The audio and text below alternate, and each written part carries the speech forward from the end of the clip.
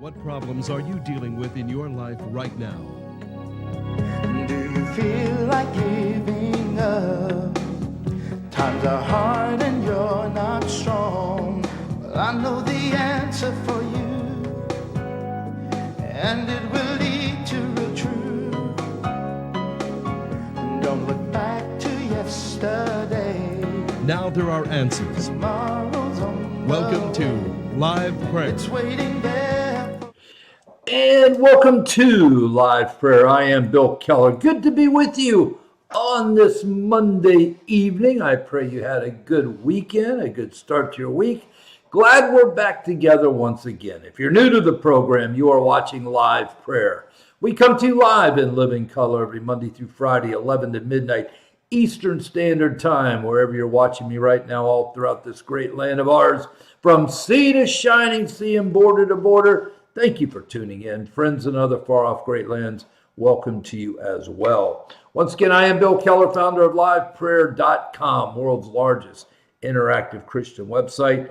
Reach a little over 2.5 million folks each and every day via the internet. Please check us out online. Web address coming up on your screen, Liveprayer.com, Liveprayer.com. So, pray you had a good weekend, a good Super Bowl Sunday, a good start to your week. Hope if you are a Seahawks fan, you're enjoying the big victory yesterday. If you're a New England fan, not so much. But, yeah, it's actually kind of a boring game.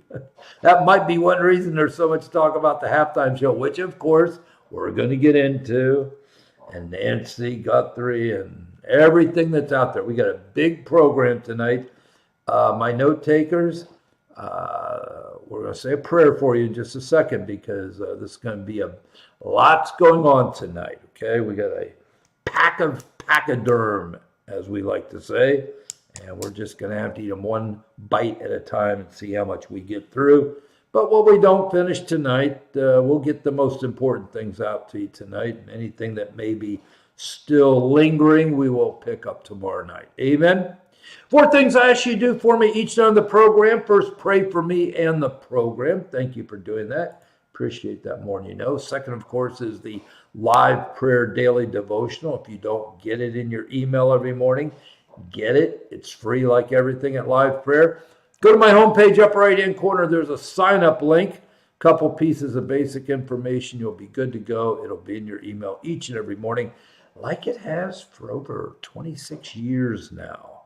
Great daily reminder to stay plugged in and hopefully give you some encouragement to do that each morning. Third, of course, is this TV program. Tonight's going to be one of those programs. We'll probably get into the 70 to 80-minute range tonight. With lots of content. So anybody that is serious about what's going on in the world, finding out not what's going on, because you can get that most places, why it's going on, what's happening down the road. This is a great program to tell them about, so please do that. Last of all, of course, this is a faith ministry. We do walk by faith and not by sight. No sponsors, no advertisers, have nothing to sell you. If you need the newest dog food or the newest way to get gold or great hamburgers and all great things, it's not going to happen here. The only thing you're going to get here is God's truth as we declare it to the masses outside the 4 walls of the church, and an opportunity to come to know Jesus. And we've done that now faithfully for 33 years in totality. It's going to be 27 years this August online. And in just a few weeks, on March 3rd, 23 years on TV. Friends like you have made that possible. Please pray about supporting me this month with the most generous gift you can. Go to my homepage, up right-hand corner. There's a donation link. Click on it. It gives you our address in St. Petersburg, Florida, as well as a link to our secure credit card portal if that is more convenient. Amen? All right. And, of course, never forget, all your gifts to Live Prayer, 100% tax deductible. All right, let's have a word of prayer. We will get started. Lord, we're grateful for this night. We have a lot to get through tonight. I ask, Lord, that you guide me, your servant, as I share what needs to be shared tonight. I lift up my dear friends who have joined me and pray for them and their families and their every need to be met for your glory. God, we're so grateful for this day that we've enjoyed the blessings throughout, and now we commit this time to you. Lord, just speak to our hearts and minds. Help us to hear, understand all of the things we need to know tonight. We thank you for it in Jesus' name. Amen and amen. All right, so you ready to go? We're going to get this week off to a big start. We've got lots to go through. Let me start with some wonderful news, because I remember back in maybe March or April when Trump first announced his whole tariff plan, and the stock market, was down under 40,000, and people were afraid. The garbage media was promoting that fear. And I remember sitting on this program, and again, people know my backstory. The financial markets were part of my big world before, I was running from God for a decade. Before a third of a century ago, he finally got hold of me and got me straightened out. But I told you back when the markets were really dropping 800,000 points a day, day after day.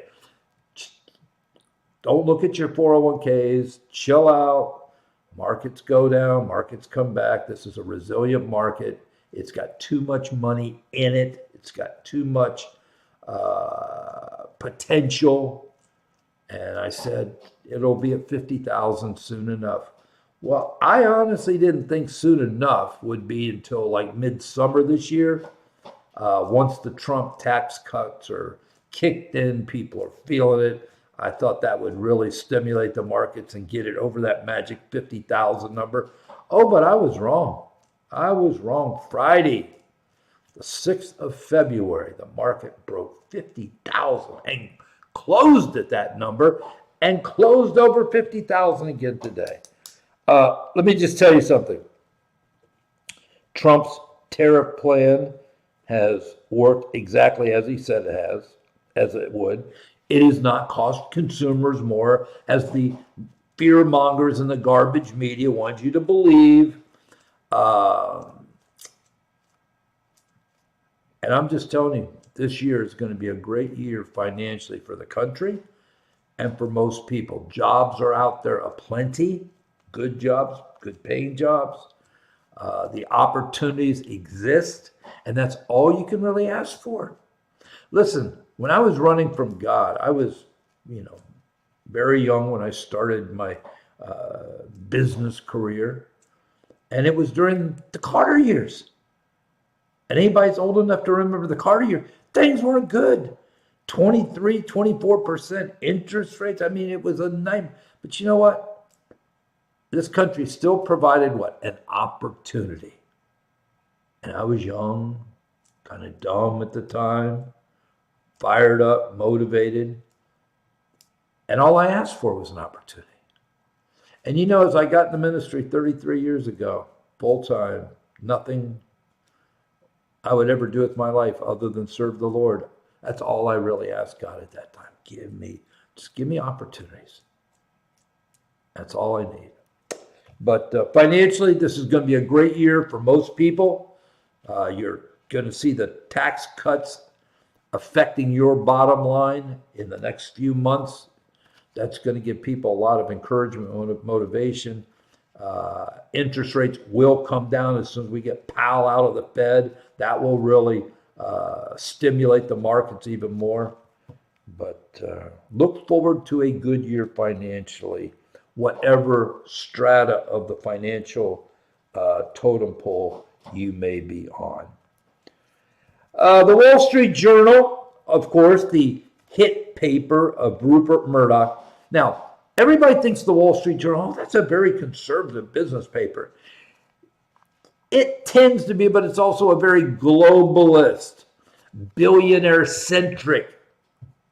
Okay?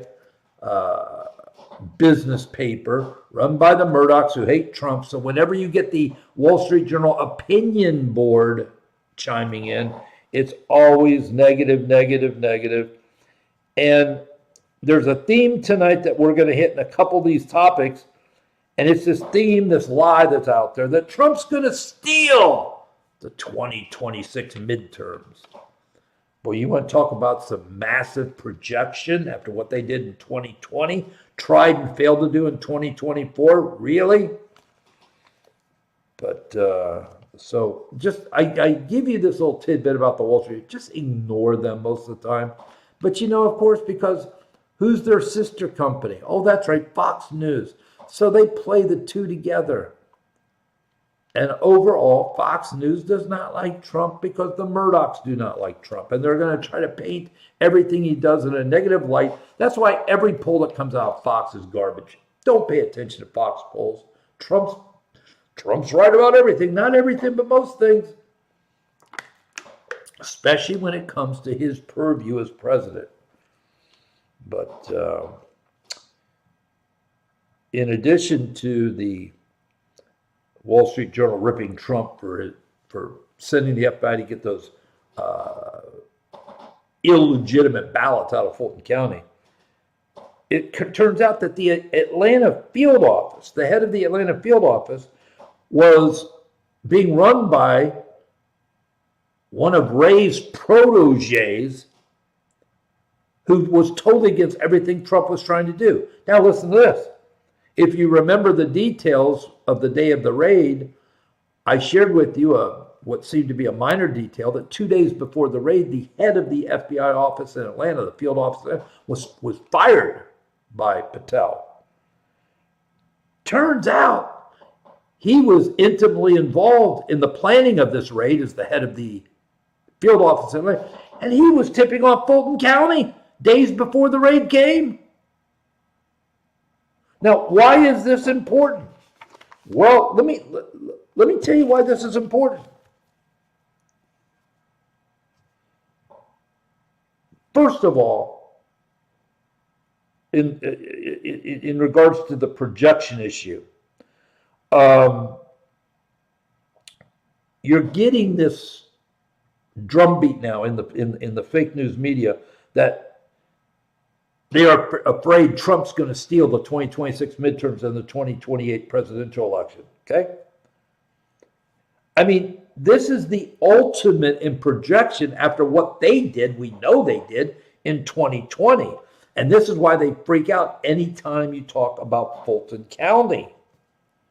Because Fulton County is going to be the linchpin that unlocks the door as far as the proof of all of the election fraud that took place in 2020 that put Joe Biden into office. Okay? Now, here's something very interesting that we have just learned about Fulton County. They had in their search warrant the orders to pick up 700 boxes of ballots, right?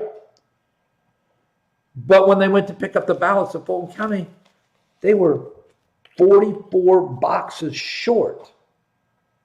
In other words, there's 44 less boxes than what was supposed to be there.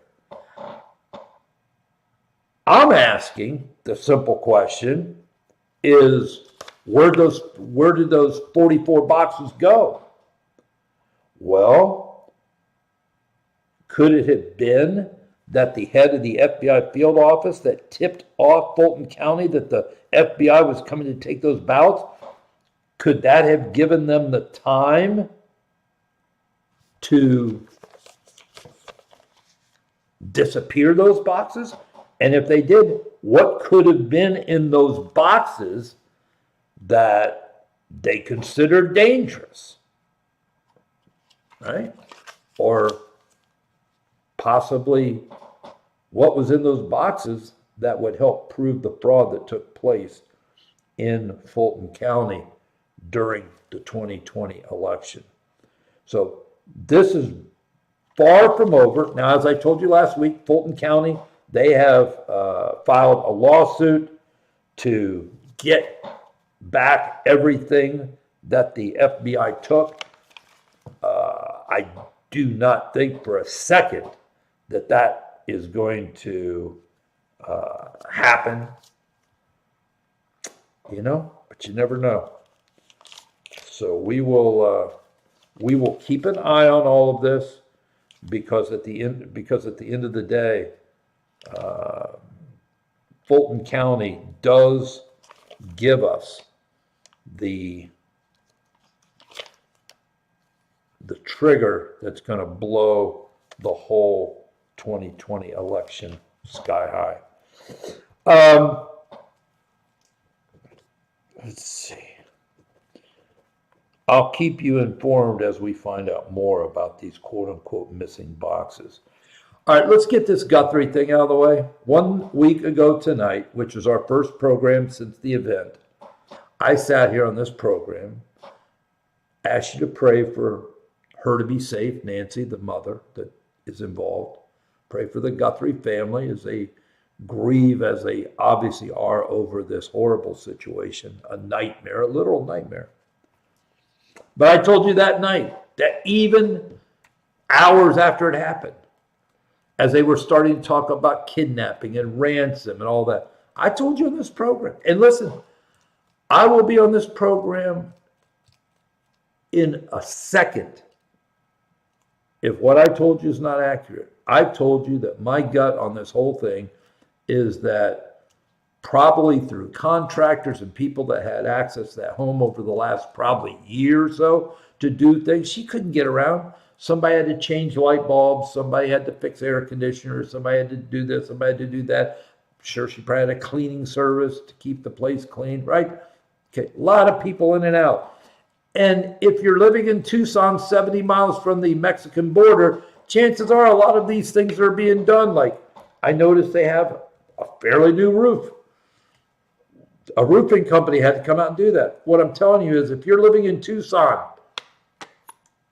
or anywhere in Arizona, the chances are that you've got illegals doing work, delivering your DoorDash, fixing your roof, mowing your grass, whatever. And I believe, just reiterate very quickly, that this was a targeted home robbery. They knew she was 84. They knew she was alone. They did it at 1:30 in the morning on a Saturday going into a Sunday, so very, very early hours of Sunday. This occurred. They were in the house 40-some minutes, at least if we believe the timeline, which makes sense. I believe she either fought back and was killed accidentally, or very possibly they just killed her on purpose. One way or another, she died that Saturday night. And I believe they took her dead body out of the house. Now, I've had people say, well, why would they, if they robbed the house, why would they take the body? Because the body often is the key to solving these cases. Much harder to solve these cases if there's no body. Now, again, if you've ever been in Tucson or in Arizona, Tucson is the last civilization before you get to the Mexican border. There's only 70 miles of nothing but desert and desolate country, cacti and tumbleweed and all that. I told people privately that if by Saturday this was not solved, either it really is a kidnapping, even though that was a long shot from day one as far as I was concerned, because it didn't make sense. But if they didn't have some pieces that were leading them to a conclusion by Saturday, I said they'll probably never find the body. And I really hate to do this, but you have to be honest. And again, people that are familiar with Arizona, you know this to be true. People die in the desert all the time in Arizona. Matter of fact, I forget the numbers, but Homan talks about these numbers of people that illegals, how many thousands died over those 4 years trying to get into the country? Because a lot of them were going through some really bad routes, like through the desert of Arizona. And they found lots of dead bodies over 4 years, people that didn't make it. All I'm saying is these home invaders could have easily taken her body, dug a shallow grave 25 miles south of Tucson in the middle of nowhere. And unless somebody's going to lead you to that exact spot, they're not going to find her. It's been 8 days now. And again, I do not want to be gross, but you have to be realistic. There's a lot of wolves and animals in the desert, always looking for food. I'm just saying.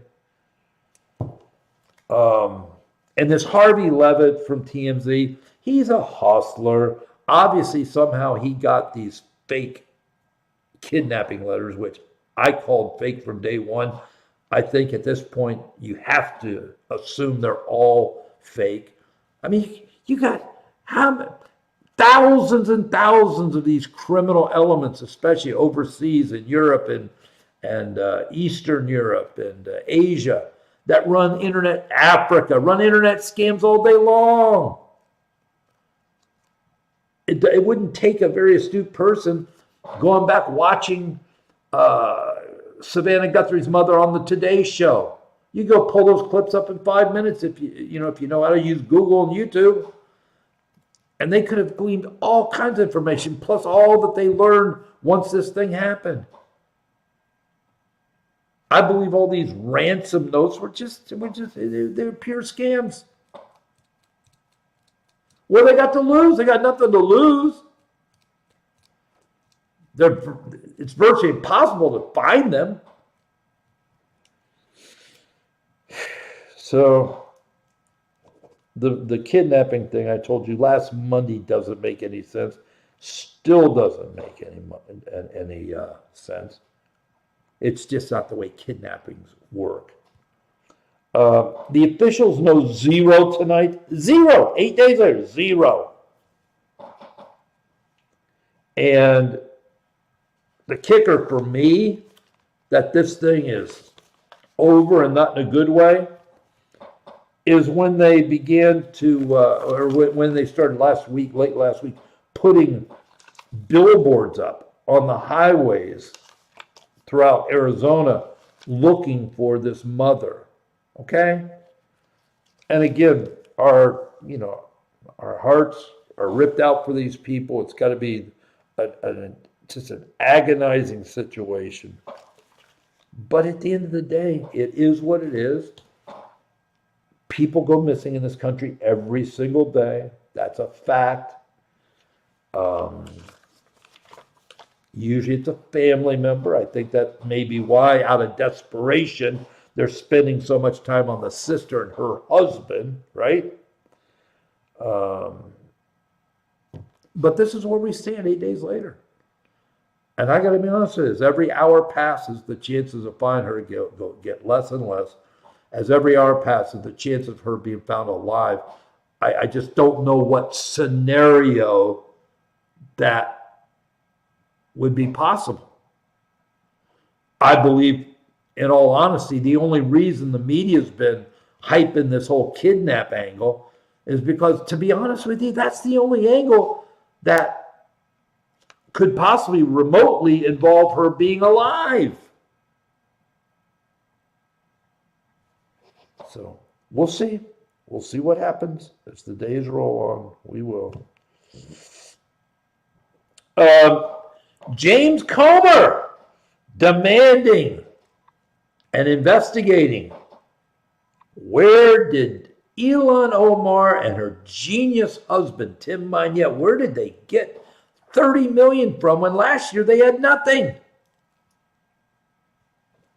And he's begun an in-depth deep dive into these two companies that Omar's husband controls, one a winery, one an investment firm. But as we mentioned last week, there was an industrious citizen journal that went to try to find the winery in California. Doesn't exist. All she found is a building where 40 wineries are supposedly operating out of that has no wineries. It's just a building. There's no wine land around the building. And by everything that has been uncovered to this moment, there is no winery. Then how did it go from having no revenue or no net worth last year to $5 million this year if it doesn't even exist? It's likewise on the investment firm. No net worth last year, but $25 million this year. They don't have any investors. They got problems, folks. I'm just telling you, they have problems. They have problems. They have problems. And we will be watching as this whole situation unfolds. This could be the end of Omar once and for all. And to be blunt with you, her violation of our immigration laws by marrying her brother, that should have been the end of her if somebody had the guts to go after her. 5,000 people showed up in Minneapolis for a memorial for the two criminal obstructionists, Good and Preddy. Notice those people attended a memorial for any of the U.S. citizens that had their lives destroyed or taken by these illegals. These anti-ICE morons in Minneapolis are defending. By the way, I want to remind you of something that happened a couple weeks ago. Big news. I told you because it was a fake, it would leave the news feeds very quickly. I'm talking about that attack, that monster that came after Ilhan Omar in that town hall, sprayed her with apple cider vinegar. What a joke. And I told you then this thing would fade fast because it was such a pathetic setup. By the way, remember when they were talking about ICE must wear body cams? They have to wear body cams. We have to be able to see what's going on. And they were adamant, ICE must wear body cams. Well, Bam Buddy said, okay, I think that's a reasonable request. So she ordered all the ICE officers in Minnesota to wear body cams and to make that pretty much a standard policy for ICE in general all around the country. But it was going to start in Minneapolis. Do you know after having these body cams, all of a sudden the Democrats, they don't want the body cams anymore? Do you know why? Because those body cams are clearly showing not only the violence and the obstruction of these anti-ICE people in Minnesota. A lot of them didn't wear their mask on certain days, and their face is very visible to these body cams, which means finding out who they are is very simple with facial recognition technology. Now all of a sudden they don't want body cams anymore. Make up your mind. You said we had that body cam so we could catch those dastardly ICE agents overstepping their bounds, abusing our poor citizens. And they got the body cams just like they asked. Now they don't want the body cams anymore. Oh, it's kind of like the Epstein files. We're going to get in that in a minute. Careful what you wish for. They did announce over the weekend that a senior Customs and Border official was fired and frog marched out of his office on Friday after it was found out that he was leaking sensitive personal information on ICE officers to the corporate media. I've been warning you since day one when Trump took back over that there's 2 million some bureaucrats working for the government, and the number of bureaucrats that hate Trump is probably in the 80, maybe 90% range. And I'm sure you remember this one. There was an autistic woman a couple weeks ago in Minneapolis, one of these ICE warriors. She claimed that she was going to the doctor, and ICE blocked her in. And then they got aggressive. They broke her window, dragged her out of her car, arrested her.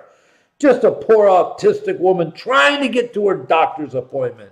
And there was outrage, I tell you.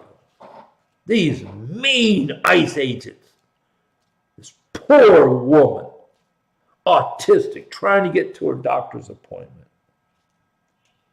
Oh, but now we've received over the weekend more video of this person before she was getting her window smashed because she wouldn't respond, dragged out of her car because she wouldn't respond, arrested because she was actively obstructing ICE activities, which is a crime. Yeah, we have a lot more video now, and that video clearly shows ICE cleared the way so that she could drive away. Or she refused to move her car. She brought this whole thing on herself. What a shock. Another media hoax has been revealed for the world to see. Just like the 5-year-old boy that they used as bait, ripped out of his family's arms. Found that whole story was an absolute lie. But are you ready for some really good news? I mean, some really good news. Would you like some really good news on a Monday night as we get ready to, as we're starting a new week?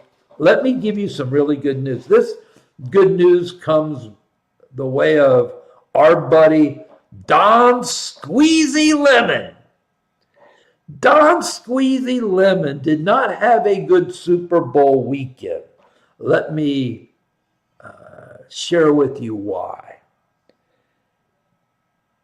The DOJ, to their, I think to their credit, has not given up on identifying and arresting every person that invaded that church in St. Paul, Minnesota a few Sundays ago. And slowly by slowly, they've been finding these people, putting arrest warrants out and bringing them in. Well, they identified 2 young black men that were part of this church invasion. One of the young men, 21 years old, a student at Temple University, which is in Philadelphia, he turned himself in over the weekend. He found out that there was an arrest warrant for him. He was one of the people that invaded that church in violation of many federal laws. And he turned himself in. Yeah, good for him. Yeah, good. But he didn't just turn himself in. He had a little conversation with the news media. And what he said has got to be the worst nightmare for Don Squeezy Lemon, because this young black man, 21 years old, Temple University, was part of that invasion team into the church in St. Paul. Found out they wanted him, they had an arrest warrant. He did the honorable thing, didn't run and hide, went, turned himself in. And after the fact, he talked about how for 3 days prior to the church invasion, there was lots of planning and logistics. And one of the key planners, one of the key people working on the logistics of this criminal raid of a church was none other than, yes, you got it, Don Squeezy Lemon. I told you when they arrested Lemon that I was very concerned. I would almost guarantee that he's going to get a sympathetic judge in in Minnesota, who may even buy his, but I'm a journalist nonsense. even though just because you are a journalist, if you were, which he's not, but if you were, it still doesn't give you the right to break the law and invade a church. But I was afraid you were going to get one of these liberal, hate Trump judges that was going to bend over backwards. You were going to get a Minneapolis jury that's going to be sympathetic to anyone fighting ICE, right? And even if proven to be guilty by any stretch of the imagination, they were going to acquit him. I told you, don't be shocked if he never sees the inside of a jail. Well, that whole picture changed dramatically now that they have a 21-year-old young black man, university student, not some nut job, although to be caught up in that, he's on his way to being a nut job, okay? But he very clearly, distinctly articulated the fact that Don Lemon wasn't a journalist. He was an active member of planning and organizing this whole event. Don Lemon's got some real problems, folks. And yes, a jury could still acquit him, but no doubt that they are going to have the testimony of this young man as their key witness against Lemon. And again, this is how they get drug dealers. This is how they get criminals of all ilk, especially in organizations like organized crime, where they get people on the lower rungs of the ladder to flip on the people above them. Lemon's got some problems. All right, let's talk about the Super Bowl halftime show. And I got to tell you, don't get mad at me if I don't get as apoplectic about it as a lot of people have. Don't get mad at me if I'm not going to go down the road of Satan versus Jesus. I mean, that's, to me, that was really lazy and really anticipated, okay, just because people are lazy.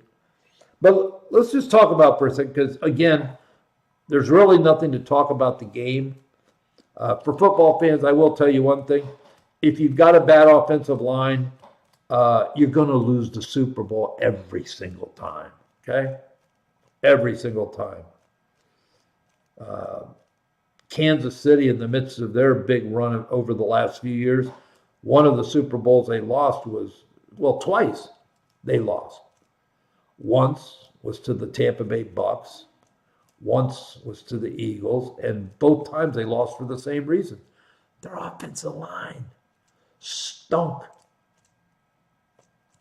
And obviously it was good enough to get them to the Super Bowl.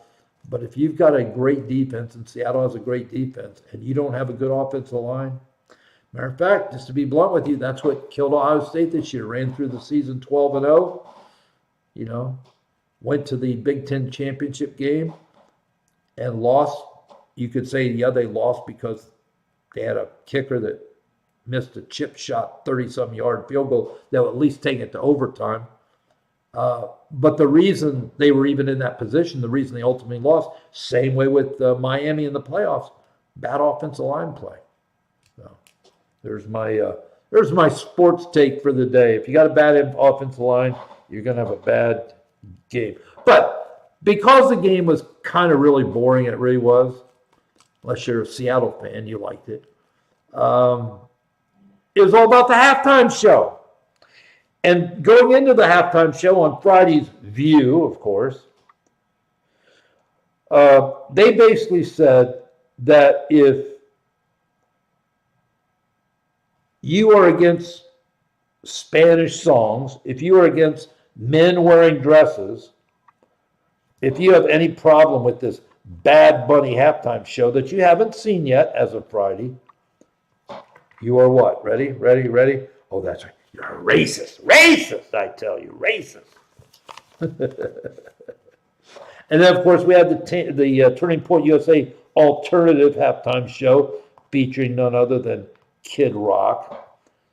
So, you know, it was kind of setting up a good versus evil type of thing, which, again, we got so much division If you watch the NFL halftime show with Bad Bunny and you don't speak Spanish, hope you enjoyed it. I mean, again, if you don't speak Spanish, you didn't understand a word that was being said because it was all in Spanish. Now, let me share a few things with you as we put this whole halftime thing to bed. Hopefully it's over when we're done. First of all, Jay-Z, husband of Beyonce, he, during the 2020 BLM riots and all that, he basically pressured Roger Goodell, the commissioner of the NFL, who's a typical New York liberal, okay? When you had all the George Floyd stuff going on, all the BML stuff, Jay-Z basically suckered or pressured, whatever word you want to use, the NFL, into basically making him the halftime czar. In other words, his production team would be responsible for putting together the NFL greatest game of the year, the Super Bowl. Jay-Z would be the one in charge of the halftime. And God knows what they paid Jay-Z to be the halftime czar. But that's why since 2020, all your halftime acts at the Super Bowl have been, last year's Kendrick Lamar. And again, unless you're really into rap, that didn't interest you. It's just been those type of acts. So just so you understand, the NFL caved during the whole BLM time. Don't forget they put stuff in the end zone like peace or neighbors or no racism, stupid stuff like that. The NFL still hasn't learned 10 years after Colin Kaepernick took a knee. They still haven't really learned. Bad Bunny. Okay, crowd wasn't into it. Now, if you watched it, it was quite a production going through these cornfields or whatever they were supposed to represent, all this walking and stuff. That was great for TV. That was totally irrelevant to people in the stands. People in the stands basically were forced to watch it on those huge monitors in the stadium because to sit there in your seat and watch it, with your naked eye, you couldn't see anything. It's very bizarre. Very bizarre. They had a wedding in the midst of all this stuff, which I thought that was kind of cool. But you also had two men dry humping each other, okay? You had a lot of the over-sexualized dancers and all that stuff. Okay, that is what it is. But probably the worst thing was everything he did was in Spanish. And if you didn't speak Spanish, you didn't understand a word he was saying. And if you did speak Spanish and understood what he was saying, you were probably mortified because it was some of the most filthy lyrics you can imagine. But again, they were in Spanish. Had he sung that in English, they would have had to beep out about every fourth word. Okay? And of course, it was really a pro-Puerto Rico, pro-immigrant type of a presentation. All right? So that's what it was. Now, on the other side, you had the Turning Point alternative halftime with Kid Rock. I heard that they had 20 million views at one point on YouTube or something. That wasn't counting a lot of their network affiliates like with the TBN and a few other places that carried it. I've heard numbers in the 30 million range. I don't know how accurate those numbers are because once you're online, those numbers can get a little shady. Just saying. I thought it was okay. For putting that together in 2 months, I thought it was probably pretty good. I like Kid Rock using his real name in singing a song about the Bible and about Jesus and salvation. Obviously thought that was great. I don't know. It was what it was. I think I get where the Turning Point people were coming from and wanting to give an alternative. Got that. Understand it. The NFL again is very woke. Goodell said, "Oh, there'll be no politics." But then they had Green Day playing the night before and on the day of the Super Bowl, right before the game. And Green Day, which is some garbage group from years ago, ripped Ice, ripped Trump, ripped Noam, ripped J.D. Vance. Okay, and that was to be expected, I guess. So even though Goodell promised, "Oh, there'll be no politics," he forgot to tell the Green Day lead singer that, because he was very political. But that's fine. That it is what it is. And I got to tell you something. I remember years ago, I would start watching all the pregame stuff. What, a 1 o'clock game starts at 6:30, watching everything. Now there's so much garbage involved. Still love to watch my games, but I turned it on at about 6:25, right when the national anthem was getting ready to be played. So I got to be honest with you, I can't get emotionally involved in the halftime show. You knew what you were going to get with Bad Bunny. I give him credit. He was kind of clever the way he did it. Did it all in Spanish. Sang his dirty songs in Spanish. Most people, 99% of the people watching, probably didn't have a clue what he was talking about. The whole production was very symbolic, okay? But what'd you expect from Bad Bunny? And what'd you expect from Turning Point? They did a great job. They had 3 people on before Kid Rock that did a good job. But it was what it was. I mean, I don't watch the Super Bowl for the halftime show or for music I watch the game. Like most people, when it's halftime, you go make a sandwich, you use the facilities, you freshen up, you talk a little bit. Maybe that's a good time to talk with some of the people you're with watching the game. And within 20 minutes, the game's back on. So I don't want to say a lot of to do about nothing, because it is a cultural event. I get all of that. It's just not something that I quite honestly could get very invested in emotionally, right? It was exactly what we thought it was. All right. There's just an overboard communist that sits on the LA City Council, and you wonder why LA is so messed up. It's not just the mayor, it's the council, it's all those people. She's now running for mayor against Karen Bass, okay? And she's a doozy. Then, because Mickey Sherrill became the governor of New Jersey, her congressional seat is open, and the person vying for that seat in New Jersey, again, is a massive communist. No holds barred, doesn't pretend. This is who I am. If you don't like it, tough. It should be a seat the Republicans could maybe legitimately challenge. But we'll find out. But the communists are out in full with Mamdani. They become very emboldened, right?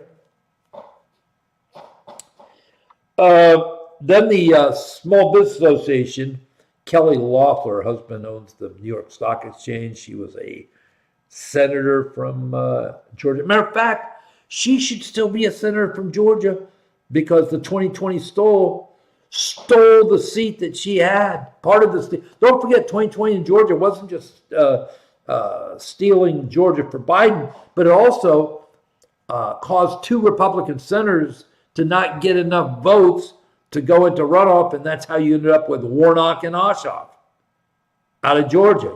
They ended up flipping 2 Republicans for 2 Democrats, and it also flipped the power of the Senate back in 2020 to the Democrats.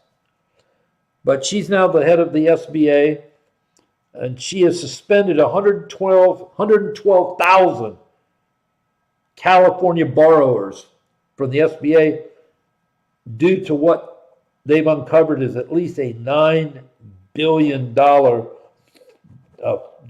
defrauding of the SBA by small businesses. $9 billion, and I'm sure that's the tip of the iceberg.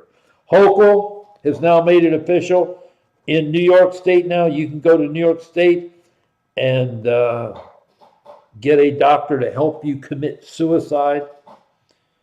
They're fully on board with the euthanasia, doctor-assisted suicide policy. And New York now is just the latest state in the United States to make that available for their people. Isn't that a lovely state? Yeah, come here, and if life kind of stinks, yeah, we'll hook you up with a doctor to help you kill yourself. California is being pounded right now by the Supreme Court over their gender secrecy policies. There's a case before the court that is seeking to overturn the California gender secrecy policies, which basically takes the parent out of the game. In other words, these are the policies that have been developed where schools can help kids, transition, be known as whoever they identify as for the day, and the parents don't have to be told about any of this. I mean, it's insane. And let me tell you where the genesis of all this is. Do you remember years ago, Hillary Rodham Clinton wrote a book called It Takes a Village. And it was a book about how, your kids aren't really your kids. Your kids belong to the collective, to the community. And it's the collective, the community that raises your kids. I submit to you tonight, because of the collective, because the community has been raising too many of our kids, that's why you got so many mentally ill whack jobs walking the streets right now. And there has been big pushback against the state of California for these very gender secrecy rules that they're seeking to have overturned. So we'll keep an eye on that. Also in Florida, I got to be honest with you, this one kind of caught me by surprise, because if you've ever been to Florida, you know that to operate day to day in Florida, you better speak a little Espanol, right? Go to the Miami airport. If you don't speak Spanish, man, God help you. You better get one of those little translator things on your phone cooking, okay? Because you're not going to get around very good.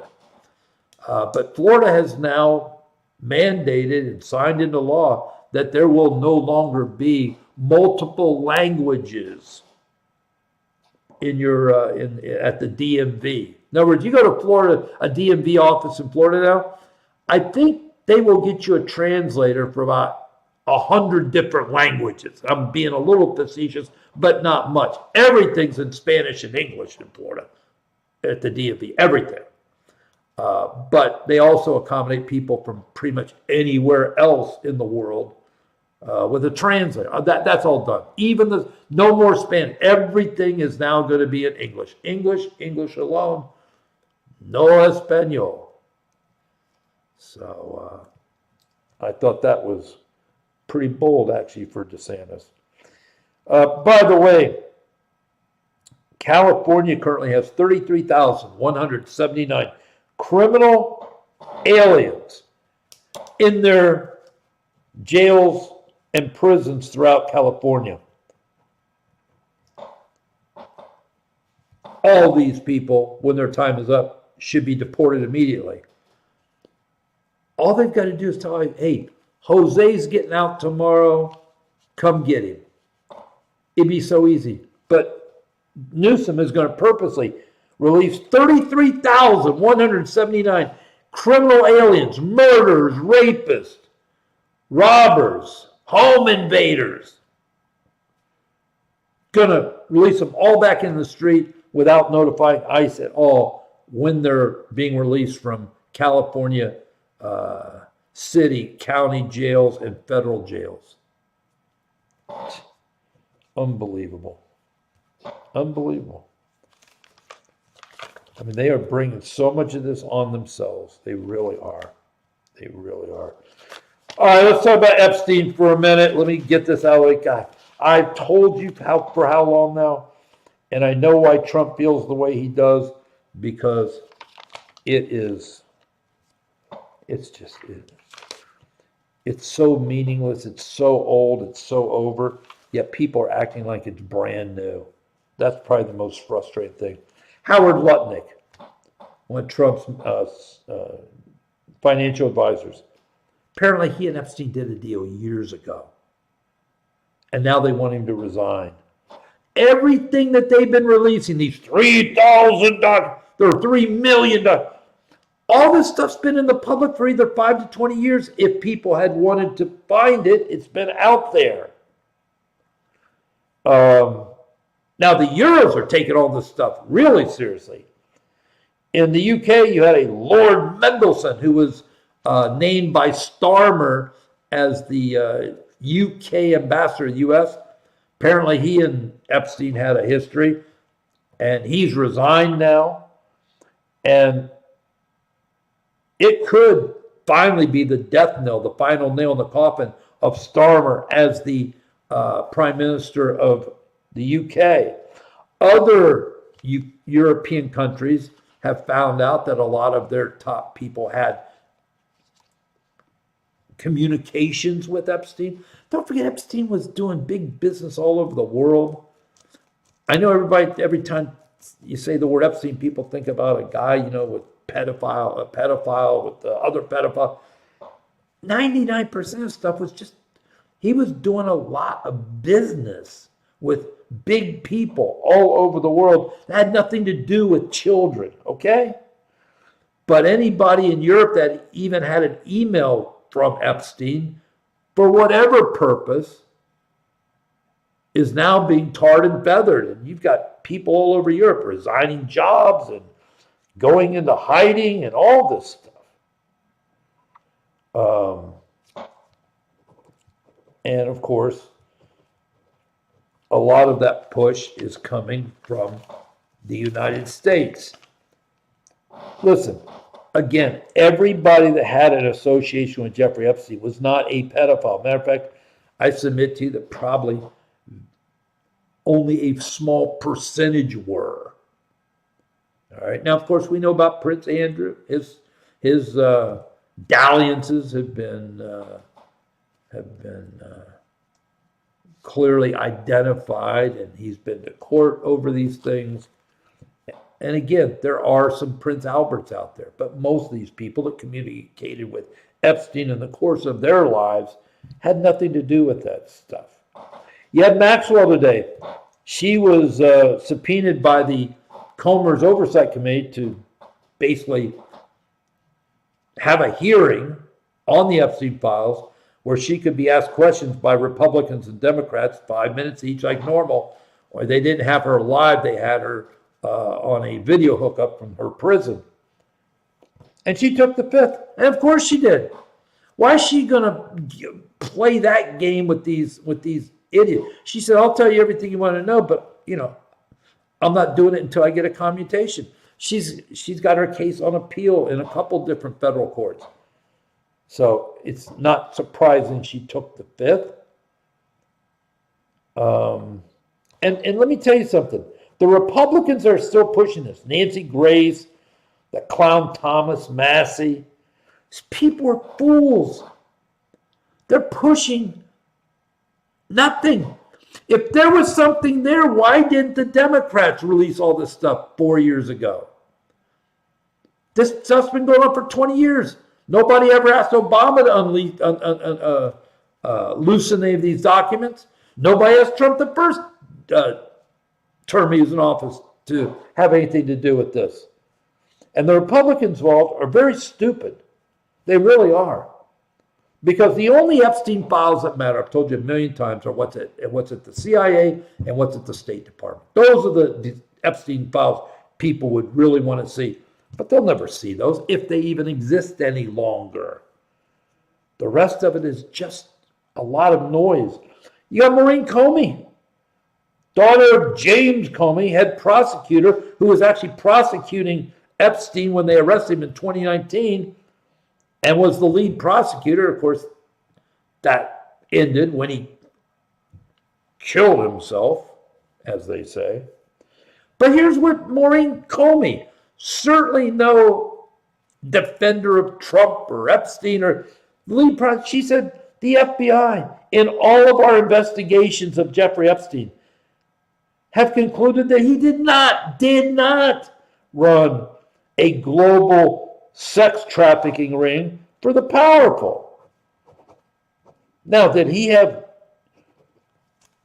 girls underage on his island entertaining guests in some sexual way?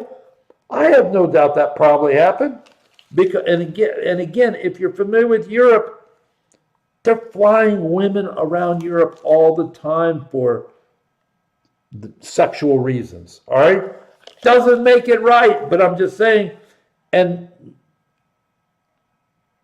the fact is, and I've said this 1,000 times, if they really are interested in the victims, and what you need to never forget about the victims is especially since the 2019 death of Epstein, the last, 7 years, hundreds of victims have been paid millions and millions of dollars in settlements from Epstein's estate, from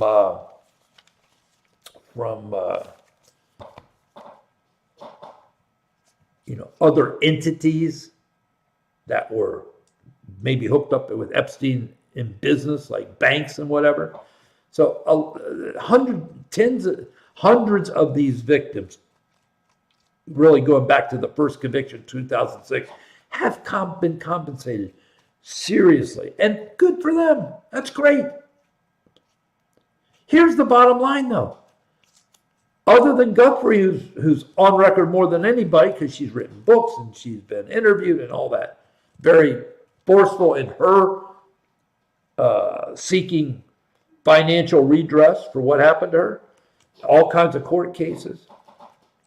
All you got to do is ask these women, who did this to you? If you don't know the guy's name, what he looked like, give us a description, because we'll probably figure it out pretty quickly that way too. Yet these women are never asked or forced to say who did this to them. Well, you need the Epstein files. You got these supposed victims. They've been very visible. Why won't they say anything? Just asking a question. Why won't they say anything? So we'll see where it goes. I mean, this thing's going nowhere, by the way, just for the record, it's going nowhere. We'll see. Police were called to a domestic dispute in New York City. Yet an absolute nut job with a knife threatening his family. Police came in.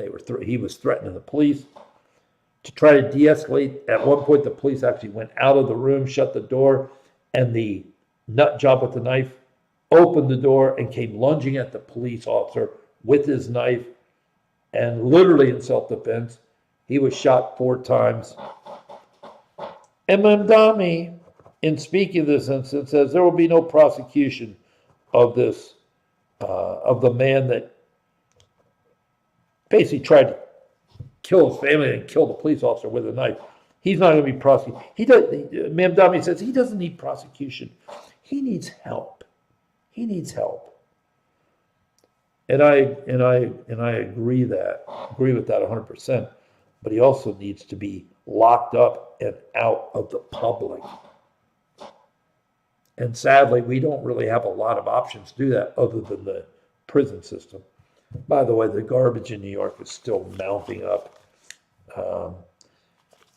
Mamdani's going to find out real quick that even the people that he thinks loves them, if you don't pick up their garbage and shovel their snow, they're not going to love you. Trust me.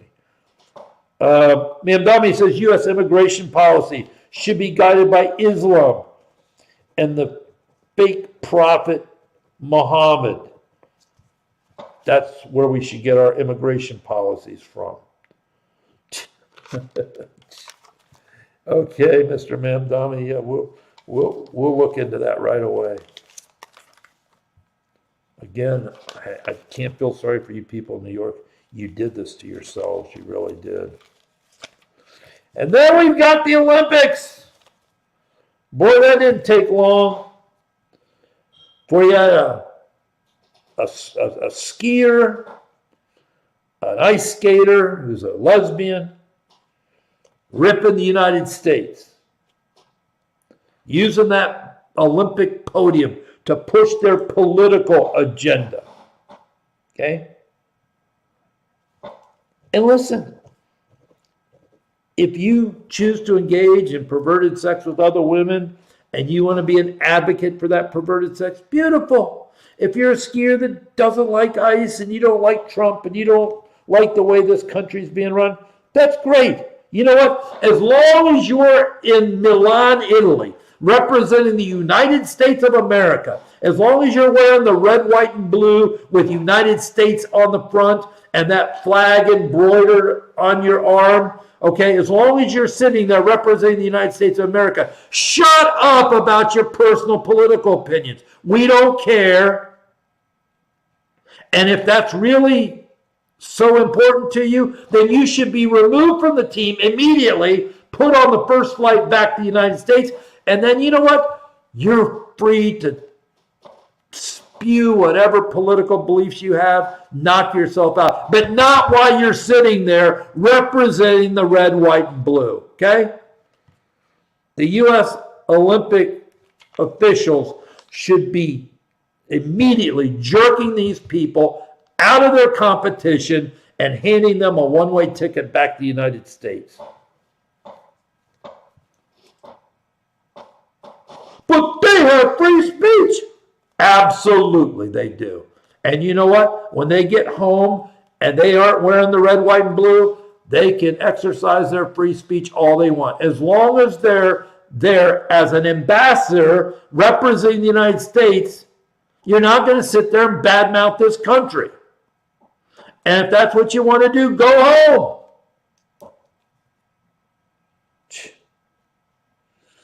By the way, Antifa Europe, their Europe division, has been busy attacking cops for hours in Milan, looking for, of course, publicity.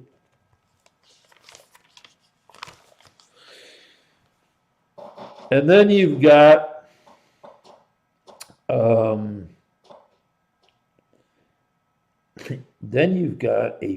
female Swedish skier.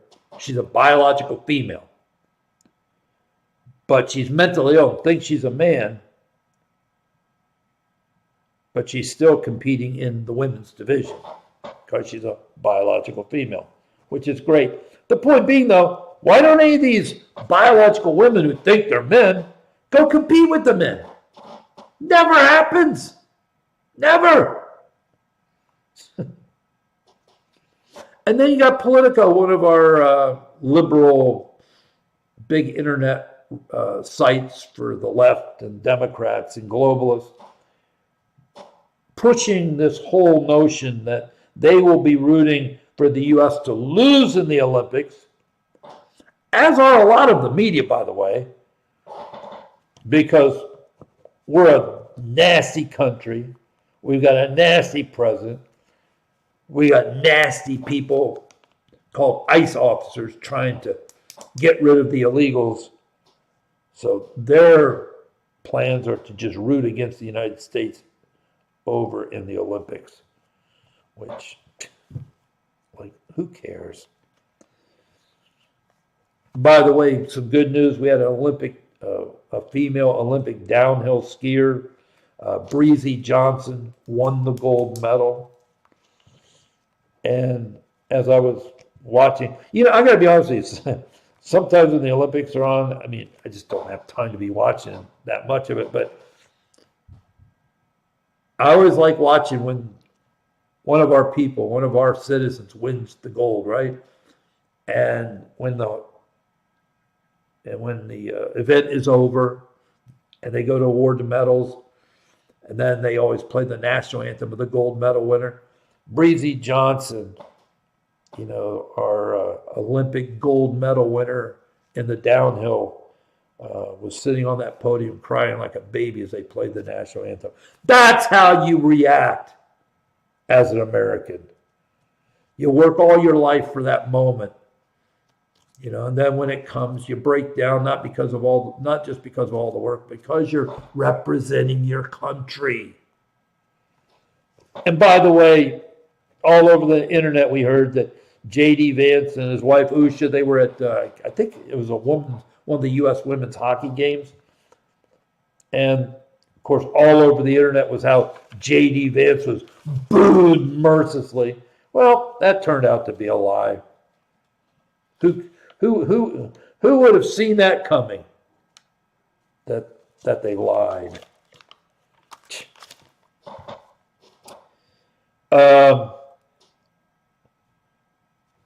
We have another government shutdown this Friday because the Democrats still want to not fund Department of Homeland Services because that's where ICE is headquartered, as is FEMA, as is the TSA, as is the Secret Service. They all come under Homeland Security. And as I told you last week, ICE has been funded through the big, beautiful bill for the next 3 years. So blocking DHS funding isn't going to block anything to ICE or stop ICE in any way, shape, or form. But that looks like the latest hill that these clowns want to die on. And they will. And they will.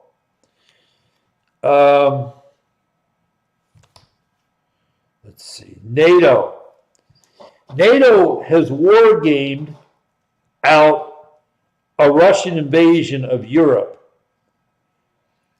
And they're now fear-mongering that Russia is, remember, as a way to try to keep the Russian-Ukraine war going, Europe has been throwing out this absolute fairy tale. Yeah, they want to take Ukraine, then they're coming for the rest of Europe, which I've told you is insanity. Russia doesn't have the money, the manpower, the military hardware to go take on Europe, which is basically taking on NATO, which is literally taking on the United States.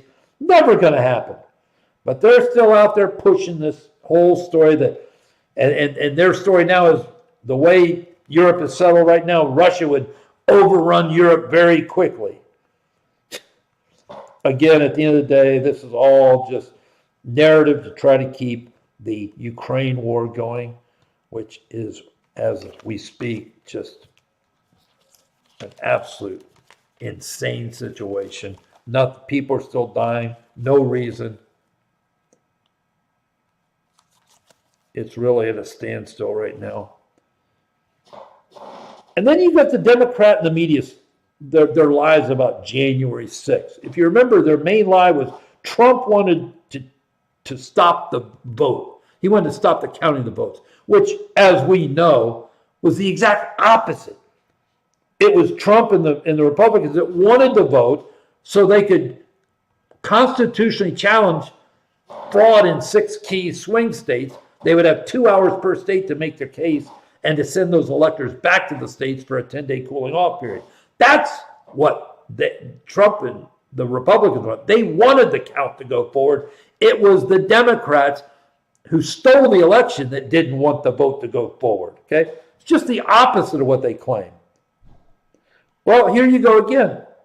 We've got Democrats in the media pushing this narrative now. You're hearing it all the time, every day, that Trump wants to steal. He wants to set things up so he can steal the 26 midterms and the 28 elections. Okay? Again, pure projection, because the only people that have stolen any elections in this country are the globalists and the Democrats. 2020 was one. And then they tried to steal 2024, but by the grace of God, as Trump stated so many times, it was just what? Too big to rig. Okay?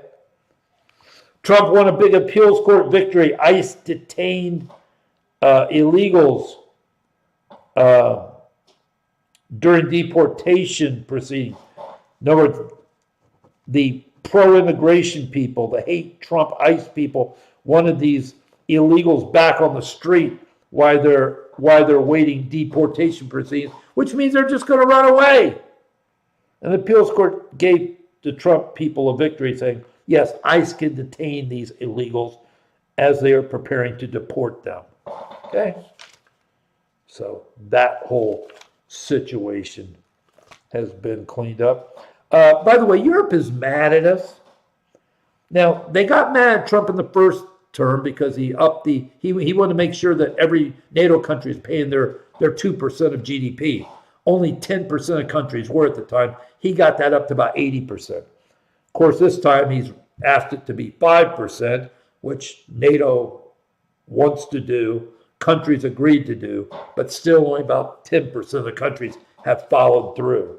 So they don't like him because he's putting pressure on them for their NATO commitment. Don't forget, we have bases in every European country. We have literally supplied Europe with their defense against enemies since the end of World War II, 81 years ago. That's mostly been done on our dime, and we're not doing it anymore. They're mad because we're blasting their censorship programs, okay, that are trying to dictate how our social media companies can operate over in Europe because they want total censorship, total control of what speech goes out. And they're mad because we challenge them on that. They're mad because we have now taken away their trade advantage by the use of tariffs.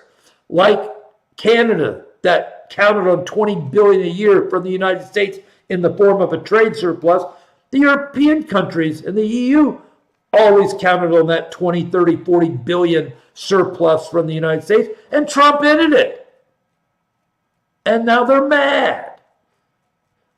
They have to pay for their own defense, and they're going to trade with the United States on a fair, equal level. They're mad. They hate Trump. Trust me, they hate Trump in ways you can't imagine. And now they're really mad because Trump got out of the Paris Climate Accords, because it's always the U.S. that pays the money for these nonsense. And Trump says we aren't giving another dime to this green energy scam. So now all these European countries and their climate agenda has been thrown sideways because the United States isn't going to play that game anymore. And finally, Trump renegotiated our prescription drug prices with Big Pharma, where we were paying 5, 10, 50, 100 times more than people in other countries pay for the same exact drug, because basically Big Pharma was sticking us with all the research and development costs. Trump said no more. We want the same price as the lowest price for any nation. We want most favored nation status. And they had no choice. They had to give him what he wanted because he demanded it. But they still need to do their research and development, so they're charging European countries more for their drugs now. Oh, well. So needless to say, Europe is not happy with Trump. We are no longer the stupid people. And the fact is, it's becoming obvious. Europe has a hard time existing without the United States taking care of all their military protection, saving them billions, letting them rip us off on trade, making them billions. All that's done now. Those days are over, folks. Over.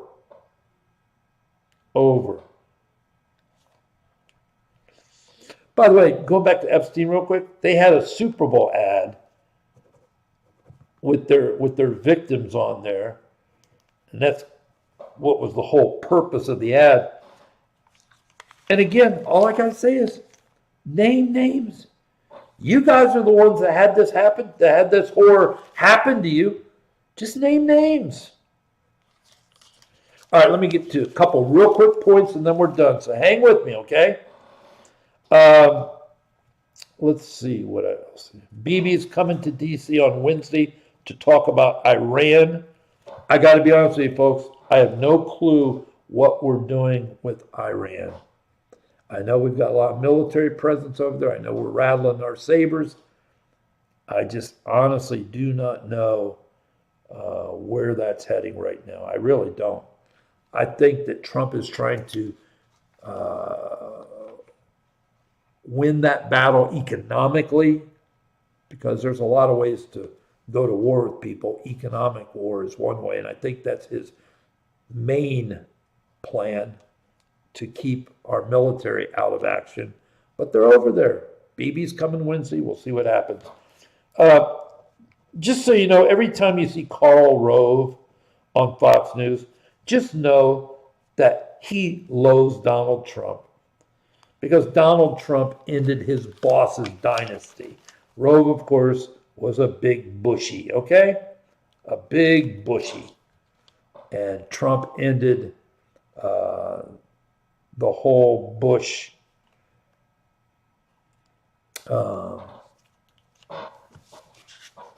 dynasty. It was over. He cut it off at the head. There would be no Jeb Bush presidency. You had the father as the president. You had the son, George W. as president. Jeb was next in line in 2016. Trump ended that. Karl Rove is just another Trump hater on Fox News. Just remember that. AOC wants to start having training sessions to teach agitators how to obstruct ICE and how to dox agents. Okay? Those are criminal activities. You're talking treason. You're talking sedition. And you can take all that free speech stuff, you know, and throw it away, because at the end of the day, there is a line between free speech and criminal activity, and treating people that'd be like holding classes on how to rob banks and how to avoid the FBI in the aftermath. Unbelievable.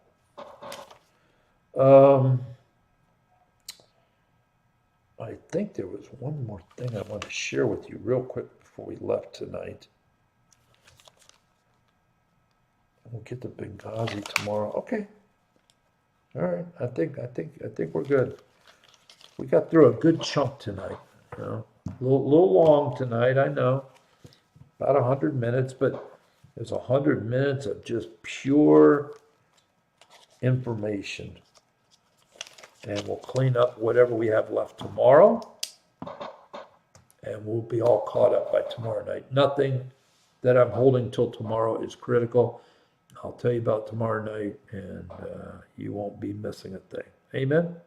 All right, before we get out of here tonight, if you never made a decision for Jesus, want to make sure you have that chance right now. It's a choice only you can make, but if that's where you find yourself tonight, why don't you pray with me right now? Dear Lord, I come to you tonight, a sinner, confessing my sins, asking your forgiveness. Dear Lord, tonight I believe in my heart, confess with my mouth that Jesus is Lord, my Savior, and tonight I surrender my life to you, now and forevermore. I belong to you. In Jesus' name I pray, amen. My friend, if you prayed and you meant it, the Bible says you're saved, not because you said a few words, because of your faith in God's grace. I have a book I'll send you, won't cost you anything. Drop me an email, bkellerliveprayer.com. If you need prayer for anything, don't hesitate to email me, bkellerliveprayer.com. All right. Good night tonight. Hope you, go, my note takers, go watch, rinse your hands in some hot water, get the kinks out, right? Everybody else, I pray you have a wonderful rest of your evening. Get a good night's sleep. And Lord willing, back here tomorrow night, 11 o'clock, for more live prayer. God bless you. What problems are you dealing with in your life right now? Do you feel like giving up? Times are hard and you're not strong. Well, I know the answer for you, and it will